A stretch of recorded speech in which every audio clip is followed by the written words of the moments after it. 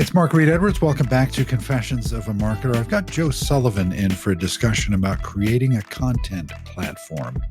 Joe is an industrial marketing consultant with 10 plus years experience, and he's co-founder of the St. Louis-based industrial marketing agency Gorilla 76. Joe, welcome. Thanks for having me, Mark. It's good to have you here. First of all, what is an industrial marketing agency?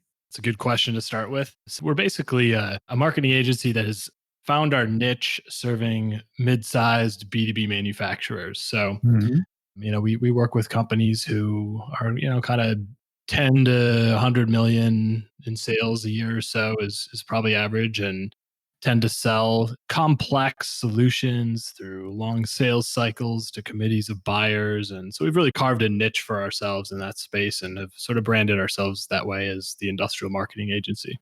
Specialization in marketing, I think, is important. You can't just be a general marketing agency, can you? I think it makes sense to specialize, and you have. Yeah, I think so. You see arguments both ways. I think sometimes early on as an agency, it makes a little more sense to explore working with different types of companies and figuring out what you're good at. And, both in terms of working with different verticals and in different horizontals. But as it played out for us and probably a lot of other agencies, you kind of learn in time where you create the most value and who you can get results for, and who you enjoy working with. And for us, that, it's sort of, some of it happened unintentionally at first. And then there were conscious decisions that were made along the way as we kind of figured that out. Yeah.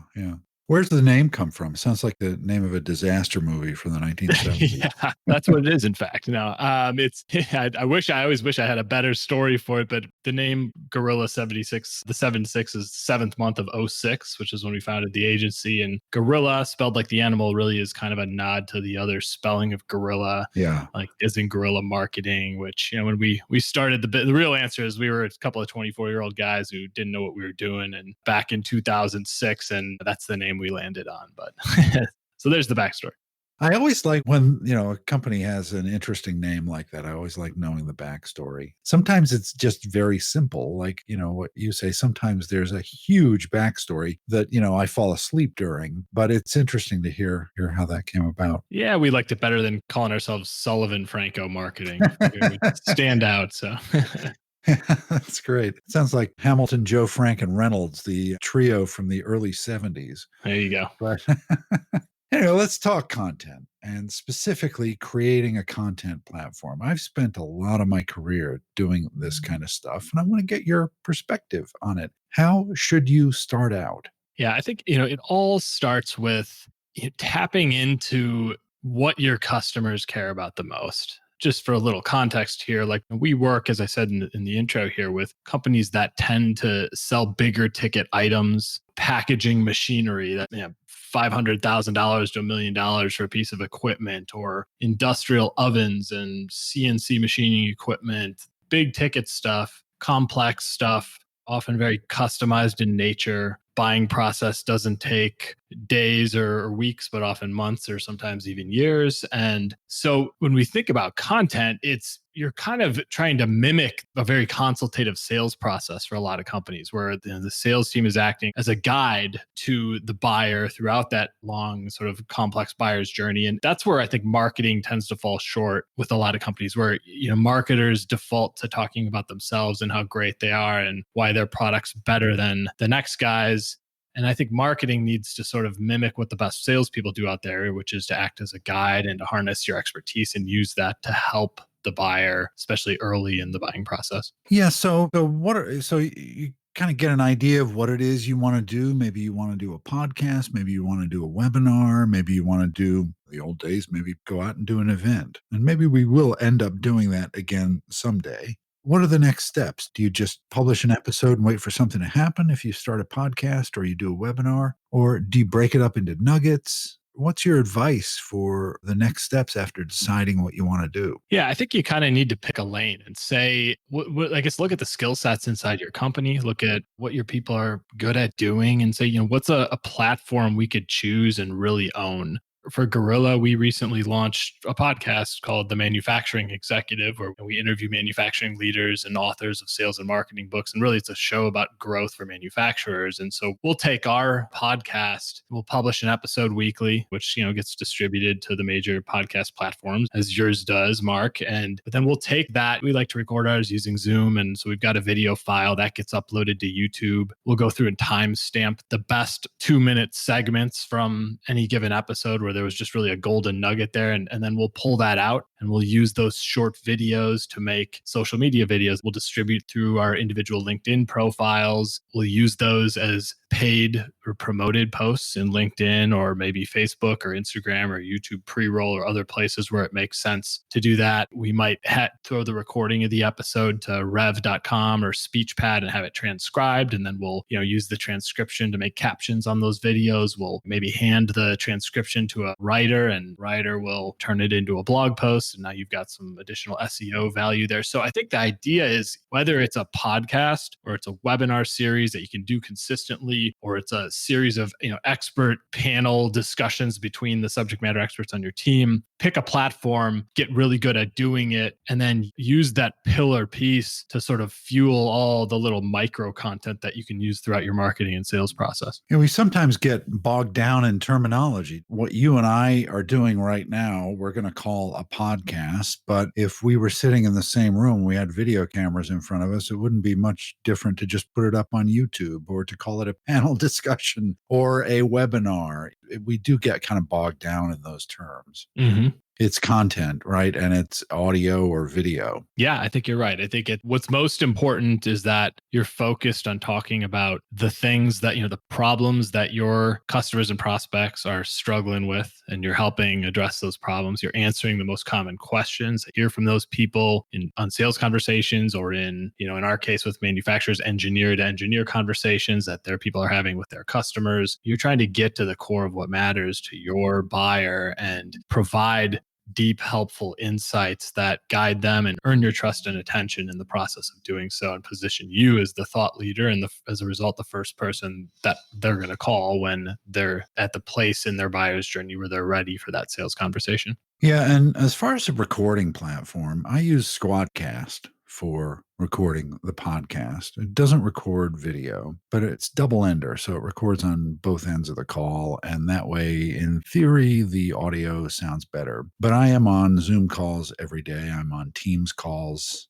several times a week. And sometimes I think I should just use one of those platforms to do it so that I can record a video. Done a lot of video in my career, and that kind of does add a level of complexity. How do you get over that hurdle for someone in marketing who wants to start something and thinks, boy, well, maybe I could edit the audio or outsource the audio for a few bucks a week. If you're asking me to do video as well, that adds complexity. How do you get over that? Do you just take the video file and just load that to YouTube, or do you do some production around it? Yeah, that's a really good question. And I'm kind of a perfectionist. Same here. And that's kind of why that's the struggle, right? That's the struggle. Yeah, that's kind of why I have held off on video. I would love to do video. Well, I think what you have to accept is that there's different levels of production that will be acceptable under different circumstances. There's a time we have a professional videographer in-house at Gorilla. We're a 20-person company. We just hired our first official videographer, comes with the skill sets and the training and all that. And there's a time for that. We're actually doing, as we speak right now, I have a crew on site with one of our companies, and they are one of our clients, and they're shooting, they're doing expert interviews, where one of our writers is interviewing engineers and product managers on their team, and we're extracting insights. And there's a $10,000 camera sitting on them, recording it all, and that'll be edited. There'll be post-production work, and it's going to be it's going to be beautiful work. And there's going to be B-roll, machines in action, and there's that application. But I think just as easily, what you and I are doing right now, if we did have the cameras on, as long as you've got decent audio quality, which I think is the most important thing Sure. for content.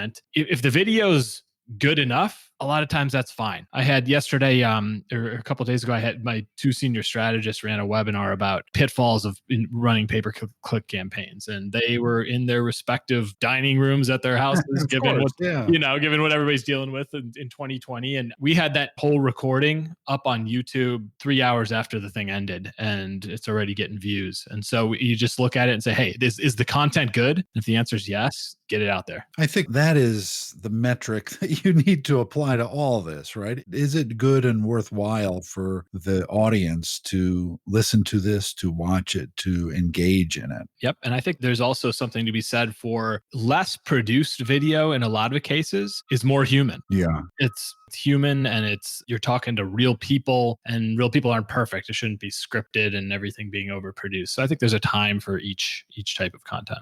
Right. Okay. So let's talk about social platforms for distribution. For one of your big manufacturers, big industrial concerns, is LinkedIn the right place for that? Instagram doesn't feel right. Facebook doesn't feel right. Twitter, but I don't know the market. But how do you determine which platform is best for what you're doing? It's interesting because sometimes it just depends on the company, what space they're in, whether they're selling big ticket item like I talked about, or if more of a commodity type of standard product. But in general, we're big fans of LinkedIn in manufacturing. I'm very active personally on LinkedIn, and even over the last year or two, I've seen a shift of industrial sector people, in my case, moving there. And then, the industrial sector tends to be lagging. So if you're in SaaS, you've probably been there for years. If you're in professional services, probably the same. But we find LinkedIn to be very effective, but you need to, if you're going to try to build visibility and engagement through LinkedIn organically, you need to do it through the profiles of individual human beings on your team. The company pages just fall flat in general. LinkedIn even favors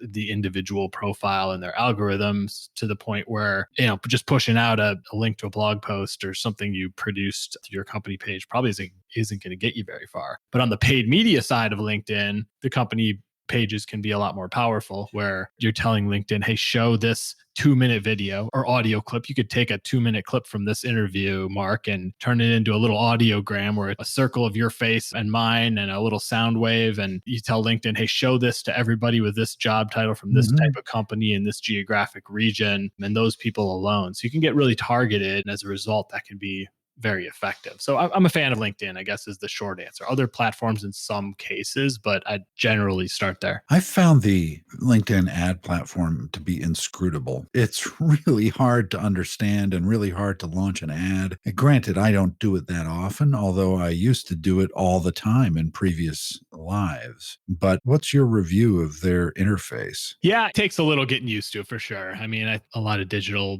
platforms do if you haven't spent a ton of time in them, but we have a few people here who handle most of that for us. And so I think it's a matter of learning the process, learning the platform. And once you get through that technology hurdle, it's not so bad to manage. How about the other thing with LinkedIn, and that is in-mail spam? Mm-hmm. How do you work around that? Because I know I had a colleague who I lost touch with and thought, oh, I'll send him a message on LinkedIn. And he's in sales. He's like a chief sales officer at a company. And it took him, I don't know, 2 months to get back to me because he said, I don't look at LinkedIn anymore because it's full of spam. So how do you work around that? Yep. Well, it takes some tricks, I think. First of all, to get value out of LinkedIn, you need to curate your feed. Yeah. And you can tell LinkedIn to, don't show me updates from this person anymore. You can choose who you follow. You can seek out topics or hashtags or individual people. You need to, like I said, curate your feed and decide what things you want to see so that the right stuff's in front of you that's actually relevant to you. And then as far as in-mail goes and the spam side of it, that's always going to be there. I get hit with spammy kinds of messages a day, or,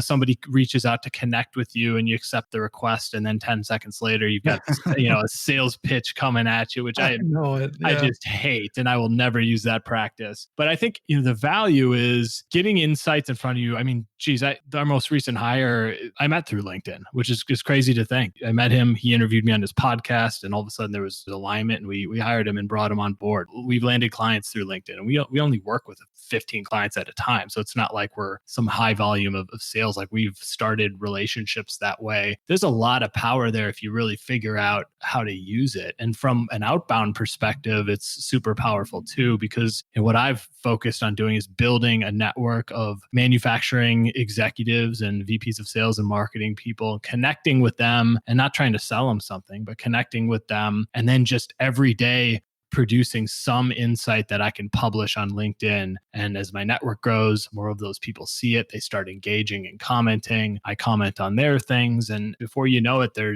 are real conversations happening there. So, and that's what it's intended to do. Mhm. It's just been kind of bastardized by certain people. Yeah, absolutely. Best advice I could give you on LinkedIn is just act like a real human being. Pretend you're in a room with boy, 100 people, no right? kidding, Like, no just kidding. you wouldn't go introduce your somebody, and when they agree to say hello and shake your hand, you start selling them. It's like that's Right. not how it works in real life. So just try to mimic real life and in the social platforms. I've said, Mick Jagger saying life is like a cocktail party, right? And There you go. And really, social media is like a cocktail party. And in a cocktail party, if you meet someone, you don't immediately ask to go home with them, right? Or to Right. marry them. You build a relationship with them. And social media has kind of knocked down some of those inhibitions that people have in real life. And some of that should come back. You should be a bit more reserved, maybe right off the bat. But there are commonalities between two people. They will realize that and build a relationship. And like you just did, hire someone because of it. And that's the promise of all social media, not just LinkedIn. I agree. Well said. So let's get back to content. Let's say that we started a webinar series. We're on a podcast, so let's talk about something slightly different. Say you start a webinar series. Do you surround that with other vehicles? Do you create an email newsletter to go along with it? Because you've got to promote it to your list. Do you send an update to people who attended or those who didn't? What do you create around something like that? Yeah, I think in the simplest form, there are sort of two things you need to think about with content strategy. There is the creation of insightful assets, and then there's the distribution of those assets.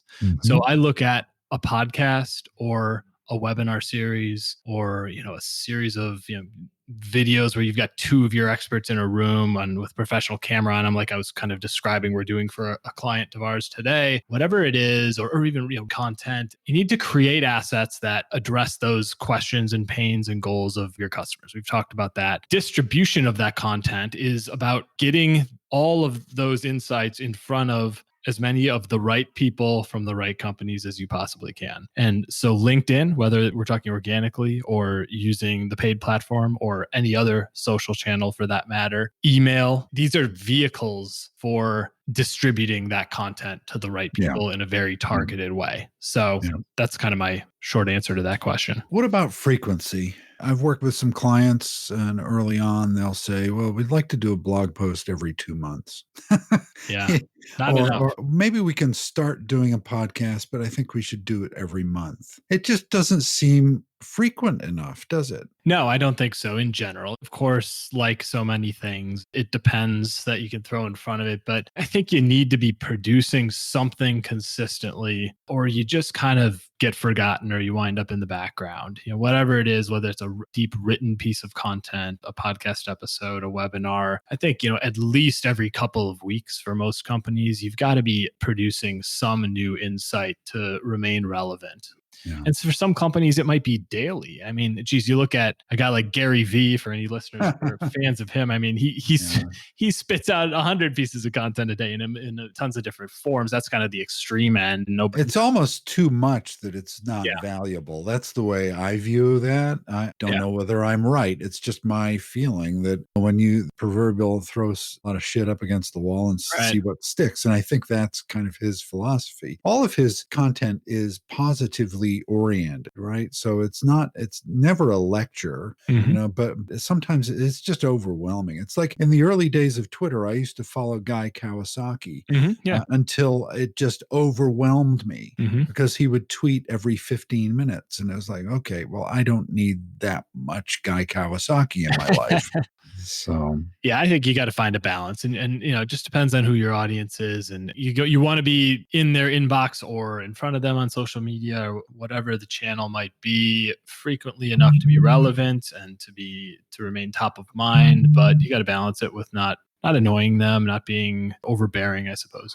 yeah. Yeah. So how can you enlist SMEs? It's one thing to say, okay, let's do a podcast for XYZ company that sells industrial welding supplies or something, right? It's another thing to find the person who knows welding and is willing to give up a half an hour every week or two. How do you enlist them in the effort? Well, I did a podcast episode for our show where I interviewed one of our senior copywriters, Toby Wall, a few weeks ago, and his answer to that was, "You buy them pizza." But the episode was titled "I Need What's in Your Brain: Extracting Expert Knowledge for Content Marketing," and it really was about exactly what you're talking about, but also how to physically do it. And I think the best way to look at it is if you look inside your company and you can identify maybe a handful of people, or maybe it's just a few who are deep subject matter experts on the topics that your customers care about, and you can spread out the work a little bit, right? So it Yeah. might,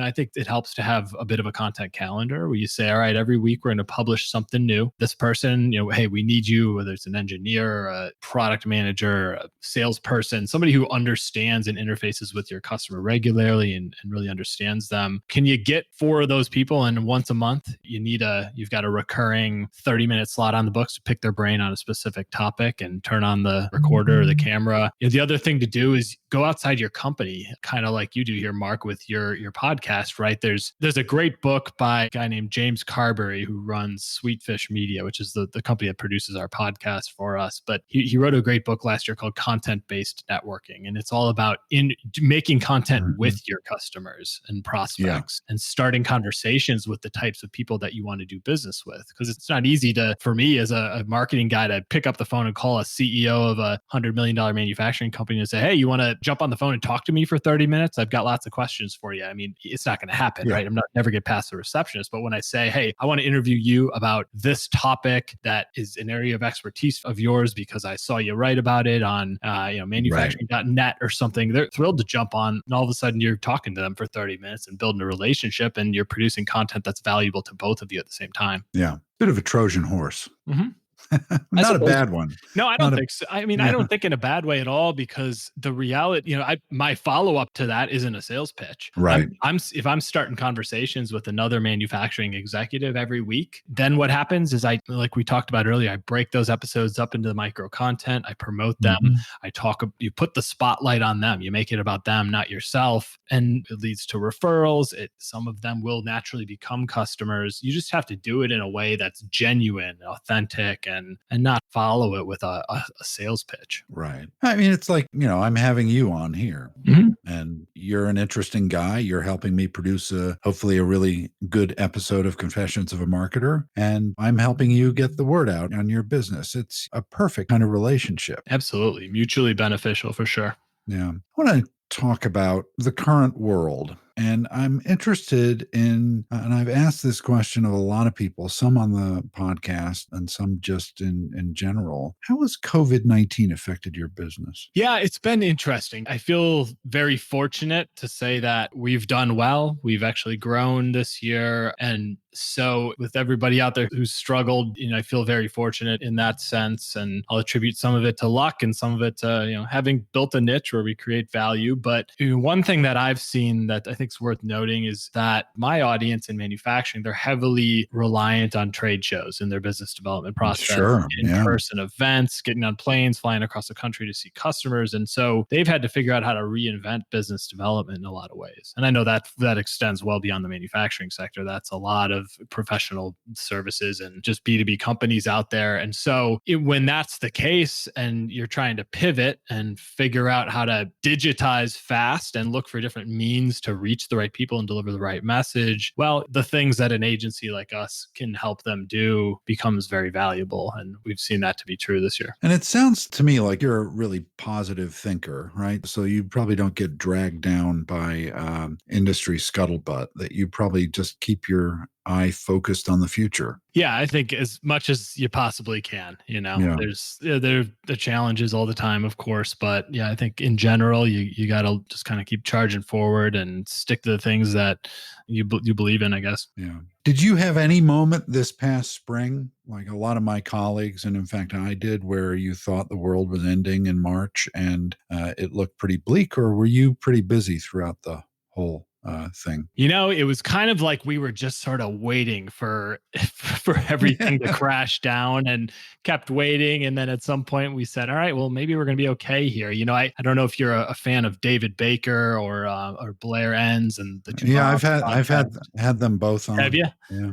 Well, I love those guys and everything they have to say as advisors to agencies. And David Baker was sort of talking about early on, like there's gonna be probably a 4 to 5 month lag before you really know what the impact's going to be on you as a marketing agency. And so we kind of always had that in the back of our minds. Well, if our clients are struggling now and it's March, it's probably going to be late summer before we really know what kind of impact this has had. And we're staying afloat, and there's new clients coming on and stuff. So we'll keep my fingers crossed and keep doing the stuff that we believe we should be doing. Yeah, good. Hey, this was great, Joe. Thanks so much for joining me. I really enjoyed it. Yeah, it was my pleasure being on the show. All right, that does it for this week. Thanks for listening. I'm Mark Reed Edwards, executive producer, writer, and host of Confessions of a Marketer. Shep Salau is my producer, helping put together the shows every week. Annalyn Timball is my assistant, and she helps with guest relations and getting everything scheduled just right. Thanks, Sheb and Annalyn. Confessions of a Marketer is a trademark of Podco Media Networks, and this episode is copyright 2020. Stay healthy, and see you next time.